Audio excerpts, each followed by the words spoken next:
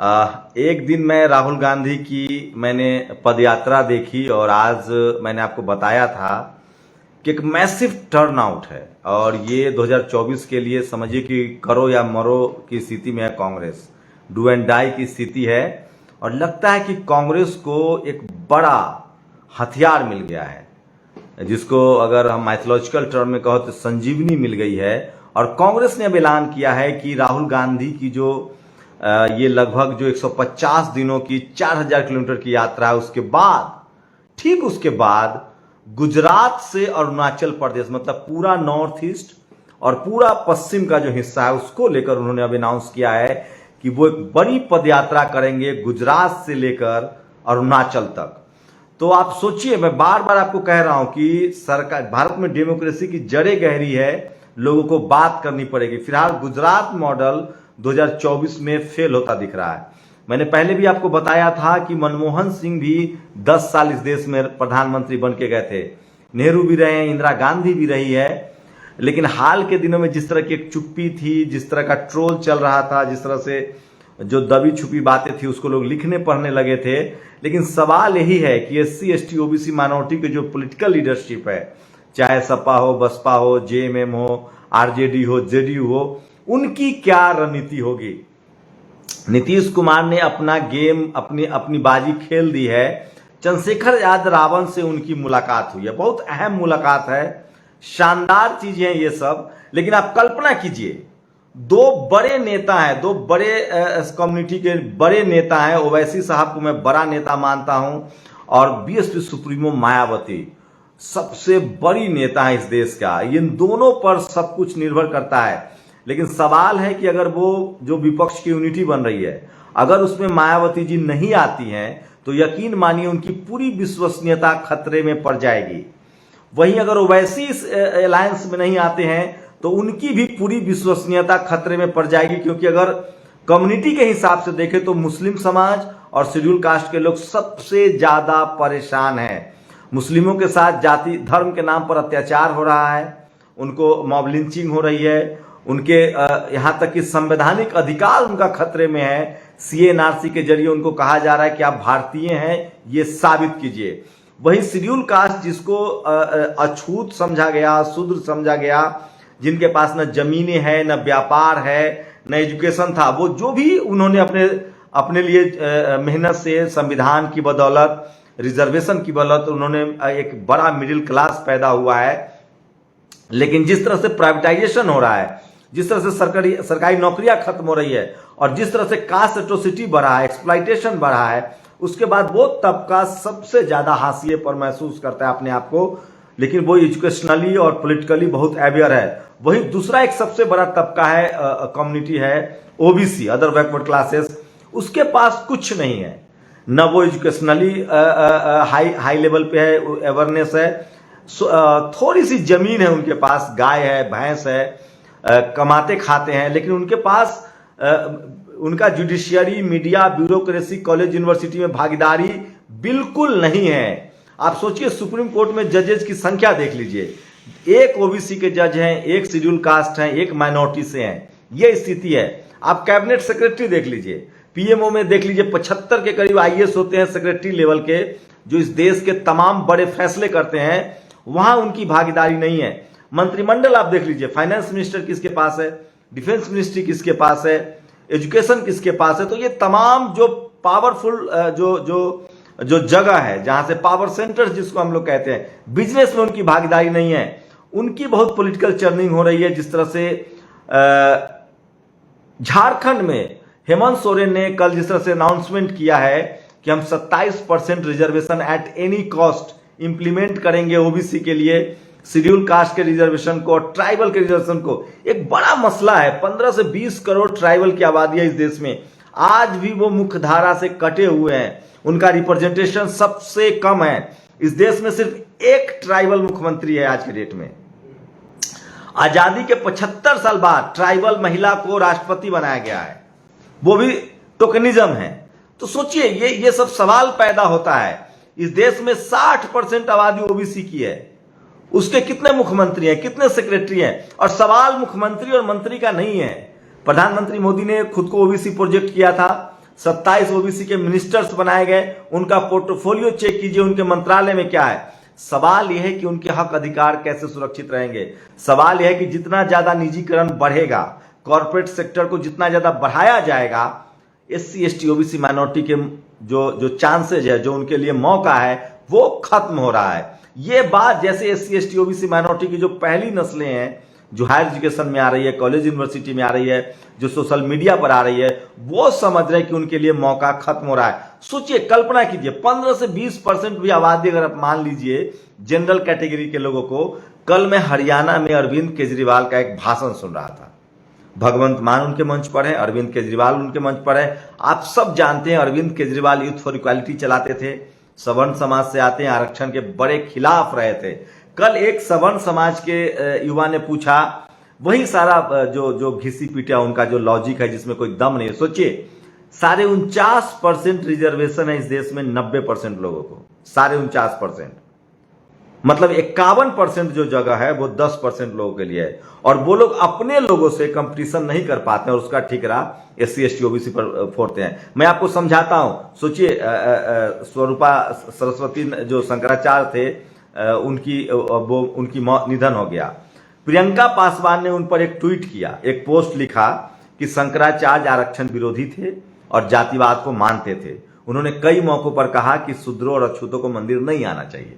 इसको लेकर प्रियंका पासवान को ट्रोल किया जा रहा है। मैं ये बात क्यों कह रहा हूं आपको, आप सोचिए, अगर एससी एसटी ओबीसी है कोई, अगर 49.5% रिजर्वेशन है उसको, अगर वो मेडिकल के इंट्रेंस में उसको रिजर्वेशन मिलता है, तो इसका मतलब ये नहीं है कि वो एमबीबीएस की परीक्षा में रिजर्वेशन मिलेगा। वहां जब वो दाखिला मिल जाता है तो एमबीबीएस की परीक्षा वो वैसे ही पास करता है जैसे जनरल लोग करते हैं। इंजीनियरिंग, आईआईटी की बात कर रहा हूं मैं, आईआईटी के दाखिले में उसको एडमिशन मिलता है, लेकिन उसके साथ भेदभाव कितना होता है वो समझिए। मेडिकल में, एमबीबीएस में, एमडी में, आईआईटी में, फिजियोलॉजी जैसे सब्जेक्ट में उनको फेल कर दिया जाता है। भारत में आप हटा दीजिए इंटरव्यू हटा दीजिए, उसके बाद एससी एसटी ओबीसी माइनॉरिटी के लड़कों के बच्चों की मेरिट चेक कर लीजिए। अभी नीट में ओबीसी की बच्ची ने सबसे ज्यादा ऑल इंडिया टॉप किया है। सबसे ज्यादा जो ये जो द्रोणाचार्य बैठे हुए हैं, जो एकलव्य का अंगूठा काटा जा रहा है, वो इंटरव्यू के जरिए काटा जा रहा है। तो मैं वो अरविंद केजरीवाल का मैं भाषण सुन रहा था। एक सवर्ण समाज का युवा कहता है कि मेरे से कम नंबर वाले एससी एसटी ओबीसी को दाखिला हो गया।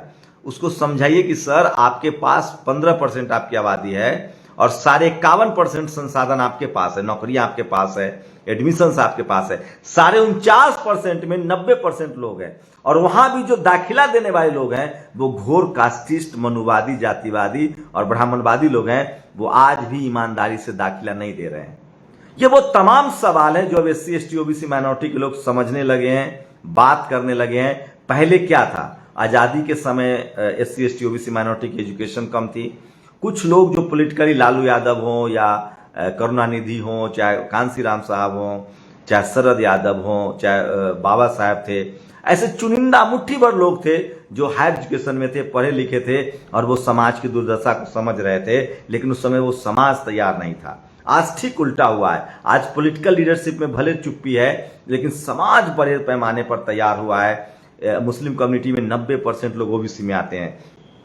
तो ये जो सोशल जो चेंजेस हो रहा है, सोशल जो चर्निंग हो रही है, सोशल जो एसर्शन बढ़ रहा है, ये पॉलिटिकल एसर्शन में भी अब तब्दील होता जा रहा है। सोचिए, सबसे ज्यादा ओबीसी का वोट इस देश में कोई भी सरकार बनेगी वो बगैर ओबीसी वोट के नहीं बनेगी।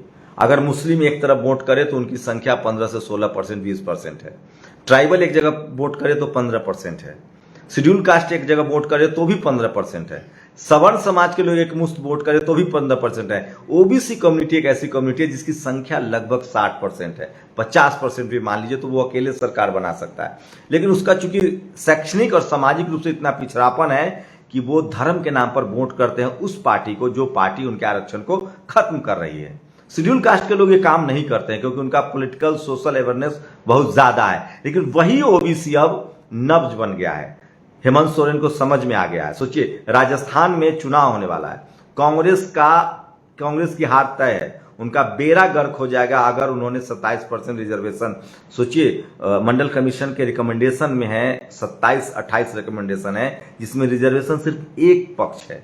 एक रिकमेंडेशन है, स्कूल खोलने थे, कॉलेज बनाने थे, मेडिकल कॉलेजेस खोलने थे। सोचिए आज भी भारत के लॉ कॉलेज, जितने सेंट्रल लॉ कॉलेज हैं, उसमें रिजर्वेशन लागू नहीं है तमिलनाडु के अलावा। तो ये सब बड़ा सवाल है। कांग्रेस बीजेपी जहां जहां सत्ता में रही है लंबे समय तक, उन्होंने बिल्कुल काम नहीं किया है। मैं अभी कोयम्बटूर में था, मैं केरला से आया हूं, त्रिवेंद्रम में था, कोई वहां लेफ्ट की सरकारें रही है लंबे समय तक और कांग्रेस की, और उन लोगों ने बिल्कुल रिजर्वेशन पर काम ही नहीं किया है। तो मैं फिर कह रहा हूं, जयपाल मुंडा ने कंस्टिट्यूएंट असेंबली में कहा था कि किसी भी आदिवासी को हक तभी मिल पाएगा जब आदिवासी सत्ता में होगा। हेमंत सोरेन ने वो कर दिखाया है। और मैं फिर कह रहा हूं, हिंदू मुस्लिम काट की राजनीति सिर्फ और सिर्फ सोशल जस्टिस है। मुसलमानों के प्रति नफरत फैला के आप धर्म की राजनीति जब तक होती रहेगी, कोई भी SC ST OBC माइनॉरिटी का लीडरशिप चाहता है कि धर्म की राजनीति होगी, तो वो सफल नहीं हो सकता है। मैं फिर कह रहा हूं, कांग्रेस से आप उम्मीद नहीं कर सकते। इस देश का एक भी सवर्ण, मैं दावे के साथ कह सकता हूं, मैं सबसे हाईली, चाहे वो कैम्ब्रिज का पढ़ा हो, चाहे नॉन मैट्रिक हो, मैट्रिक पास ना हो, चाहे स्कूल ही नहीं गया हो, सवर्ण समाज से आप बात करके देखिए। ऑक्सफोर्ड का पढ़ा हो, कैम्ब्रिज का पढ़ा हो, JNU में पढ़ा हो, चाहे देश के दुनिया के कहीं से भी एजुकेशन लेके आए हो। सुप्रीम कोर्ट के जज, आज 5 जज हैं, इकोनॉमिक वीकर सेक्शन पे सुनवाई कर रहे हैं। मैं दावे के साथ कह सकता हूं कि वो अपने समाज के हितों की अनदेखी नहीं करेंगे। उनमें अभी सोशल जस्टिस की समझ नहीं आई है। भारत में अमूमन हम सब जाति प्रधान देश में रहते हैं, जाति मैटर करता है यहाँ। इसलिए डॉक्टर अंबेडकर ने कहा था कि डाइवर्सिटी जरूरी है। अगर आज media, judiciary, college, university, bureaucracy में डाइवर्सिटी होती तो ये स्थिति न होती। बीजेपी का, RSS का एक मोनोपोली देखिएगा।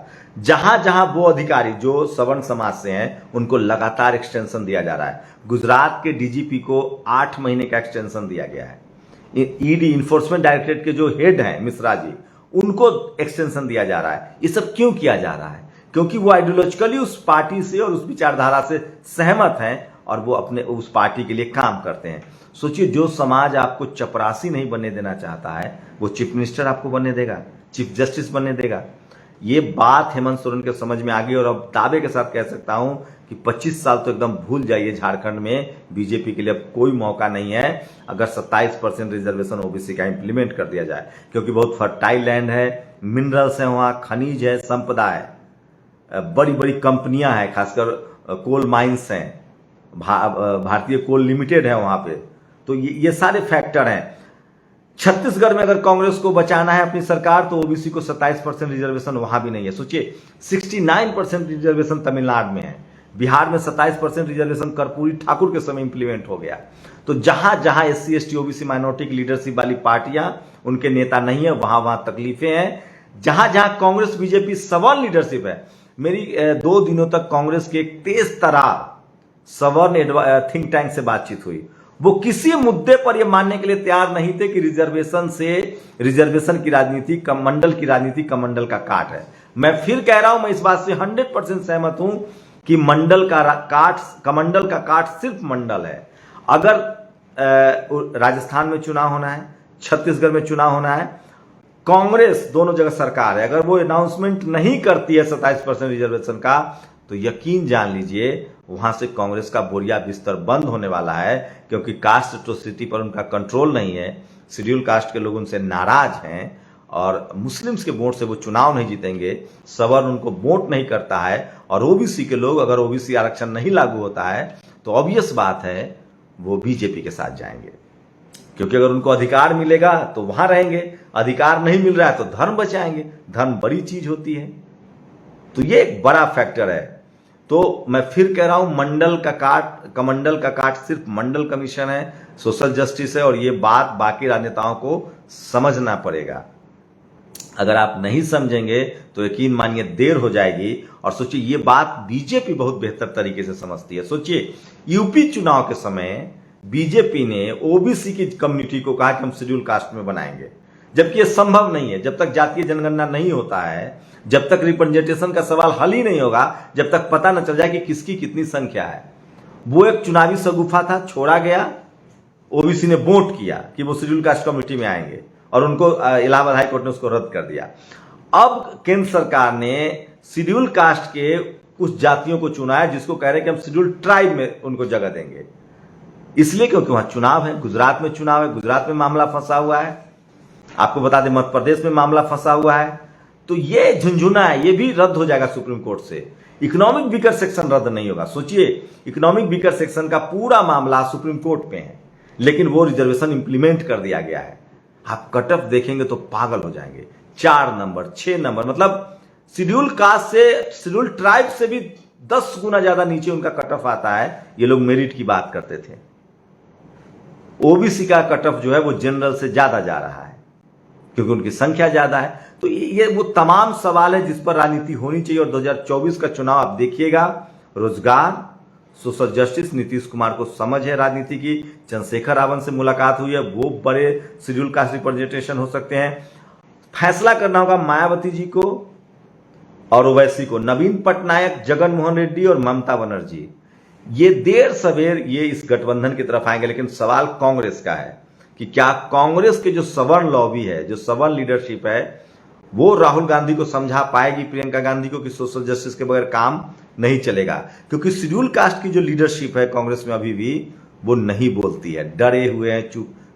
मैं ये एक बड़ी विडंबना है। Schedule caste, OBC, schedule tribe और माइनॉरिटी की जो पॉलिटिकल लीडरशिप है सवर्ण वाली पार्टियों में, वो इतने डरपोक हैं, वो अपने हितों को इतना आगे रखते हैं कि आप कल्पना ही नहीं कर सकते। और मैं कोई घुमंतु बात नहीं कह रहा हूं, ये मेरा निजी अनुभव होता है। मैं घंटों पॉलिटिकल नेताओं से बात करता रहता हूं, लोगों से बात करता हूं, रोज 1000 कॉल्स उठाता हूं, फोन कॉल्स उठाता हूं, और तब मैं बता रहा हूं, पॉलिटिकल लीडरशिप से बात करता हूं। सवर्ण समाज की सीधी सीधी राय है कि हमें रिजर्वेशन नहीं देना है। हिंदू मुस्लिम पर वो मुसलमानों के साथ हो सकते हैं, लेकिन वो मुसलमानों को ओबीसी रिजर्वेशन नहीं देना चाहते हैं। 27% रिजर्वेशन मुसलमान को मिलता है। तो एक बात तो तय मान लीजिए कि सवर्ण समाज आज भी मेंटली रूप से इस बात के लिए तैयार नहीं है कि एससी एसटी ओबीसी माइनॉरिटी को जो उसका संवैधानिक अधिकार है, जो भागीदारी का सवाल है, उसको एड्रेस करे। वो लिबरल दिख सकता है, अच्छा बोल सकता है, बाबा साहब के बारे में अच्छा बोल सकता है, फुले पेरियार अंबेडकर के बारे में अच्छा बोल सकता है, लालू यादव के बारे में अच्छा बोल सकता है, मायावती जी के लिए अच्छा बोल सकता है, लेकिन वो सिर्फ बोल सकता है, वो आपके अधिकार नहीं देगा। ये लिख के रख लीजिए। ऐसे में सवाल है कि क्या 2024 का चुनाव सोशल जस्टिस के नाम पे होने जा रहा है? फिलहाल विधानसभा चुनाव में तय हो जाएगा। अगर कांग्रेस के पास अभी भी तुरूप का पत्ता एक्का जो है वो बचा हुआ है, अगर वो राजस्थान में, छत्तीसगढ़ में 27% रिजर्वेशन का अनाउंसमेंट करते हैं, मध्य प्रदेश में मामला फंसा हुआ है, हो सकता है शिवराज सिंह चौहान अपना गद्दी बचाने के लिए और बीजेपी की वापसी के लिए 27% रिजर्वेशन इंप्लीमेंट कर दे। ये तय है। अब मैं अरविंद केजरीवाल पर आ रहा हूं, जो हरियाणा में बात कर रहे थे। अरविंद केजरीवाल खैर वो सवाल को टाल गए। सवर्ण समाज के युवा ने पूछा था कि आप कब तक आरक्षण क्यों नहीं खत्म करते हैं। अरविंद केजरीवाल ने एक उदाहरण दिया कास्ट एट्रोसिटी का, कि शेड्यूल कास्ट के साथ एट्रोसिटी होता है, लेकिन रिजर्वेशन के मुद्दे पर वो टाल गए और वो मैकाले पर ले गए। मैं फिर कह रहा हूं, इस देश में मैकाले नहीं आते तो सबके लिए स्कूल के दरवाजे नहीं खुलते।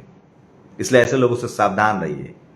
मैं फिर कह रहा हूं, बार बार कह रहा हूं, भारत में एससी एसटी ओबीसी माइनॉरिटी के लिए जो भी कर रहे हैं लोग, अच्छा या बुरा, वो इसी कम्युनिटी के लीडरशिप ने किया है और आगे भी वही करेंगे। सवाल है, आप प्रेशर बनाना होगा, आपको सोशल मीडिया पर बात करनी पड़ेगी, लिखना पड़ेगा, उनको बताना पड़ेगा। बिना रोए तो मां भी दूध नहीं पिलाती है। तो आपको तय करना है, जो समाज जगा रहता है, जो समाज सड़कों पर पसीना बहाता है, वो अपने कंधे पर लाश नहीं उठाता है। जो समाज घरों में बैठा रहेगा, पसीना नहीं बहाएगा, वो समाज अपना हक अधिकार खो देगा। मैं इसलिए कह रहा हूं, डॉक्टर अंबेडकर ने कहा है कि भारत में सवाल भागीदारी का है, गरीबी उन्मूलन प्रोग्राम नहीं आरक्षण। तो इसलिए कह रहा हूं 2024 का चुनाव सोशल जस्टिस वर्सेज कमंडल होने जा रहा है। अगर मंडल और कमंडल की साफ साफ लड़ाई हुई, जिसके लिए कांग्रेस तैयार नहीं है, सवर्ण लीडर ममता बनर्जी भी शायद तैयार ना हो, नवीन पटनायक तैयार ना हो, लेकिन लड़ाई तो इसी पर लड़ी जाएगी। और अगर ऐसा होता है तो फिर बीजेपी के लिए शायद ही कोई राजनीतिक जगह मिले, क्योंकि ओबीसी एक बड़ा फैक्टर है। और जिस तरह से बेरोजगारी है, जिस तरह से अनएम्प्लॉयमेंट है, जिस तरह से बिजनेस, जो छोटे कारोबारी हैं वो क्रश हो रहे हैं, प्राइस हाइक है, ये तय लग रहा है कि टीवी और अखबार के लगातार कोशिश के बावजूद बीजेपी अपनी सत्ता बचा ले जाए, ये बहुत मुश्किल है। फिर वही घूम फिर के हम वो लोग वही आते हैं, तमाम इंस्टीट्यूशन पर उनका कब्जा है, चुनाव आयोग हो, ईडी हो, इनकम टैक्स हो, सीबीआई हो, सीएजी हो, सब कुछ के बावजूद जब जनता सड़कों पर आएगी, जब जनता बड़ी संख्या में वोट डालेगी, तो फिर ये सब चीजें बेमानी हो जाती है। खैर देखते हैं क्या होता है, लेकिन एक बात तो तय है कि 2024 में बीजेपी के लिए आसान नहीं होने वाला है। बस शर्त इतनी है कि जो हेमंत सोरेन ने हिम्मत दिखाई है, शानदार काम किया है, जो डीएमके कर रही है स्टालिन, वो अगर कांग्रेस करने लगे तो कांग्रेस की वापसी हो सकती है, वरना पदयात्रा से तो फिलहाल कुछ फायदा होता नहीं दिख रहा है। हाँ, खबरों में वो आ गए हैं। आप लोग की क्या प्रतिक्रिया है? क्या धर्म की राजनीति की काट सोशल जस्टिस है? आपकी प्रतिक्रिया बहुत जरूरी है और आपका एक एक कमेंट अहम है, क्योंकि आपके कमेंट से मुझे अपने विचार बनाने में मदद मिलती है। लखीमपुर की घटना बहुत दर्दनाक है, दुखद है। जो भी आरोपी है वो पकड़े जाए, लेकिन सवाल वही है कि आप कल्पना कीजिए, ये सारे आरोपी बैकवर्ड हैं, मुस्लिम हैं, इनको सजा मिलेगी, मिलनी चाहिए। लेकिन यही कोई जाति विशेष के होते तो फिर पंचायतें होती, उनको बचाने की कोशिश होती। मैं इसलिए बार बार SC ST OBC माइनॉरिटी के लोगों से कह रहा हूं कि आप कभी भी कोई ऐसा काम न करें जो संविधान विरोधी हो, जो इलीगल हो और कानून अपने हाथ में न ले। सांप्रदायिक दंगा, कम्युनल वायलेंस से अलग रहें, कास्ट एट्रोसिटी, जातीय हिंसा से अलग रहें, किसी भी तरह के लैंगिक हिंसा से अलग रहें, क्योंकि आपको बचाने वाला कोई नहीं है। SC ST OBC माइनॉरिटी के लोग अगर आपस में लड़ते हैं, मैं खासकर SC ST और OBC से कहना चाह रहा हूं कि अगर आप जातीय हिंसा, कम्युनल वायलेंस में शामिल होते हैं तो आपको जरूर सजा मिलेगी।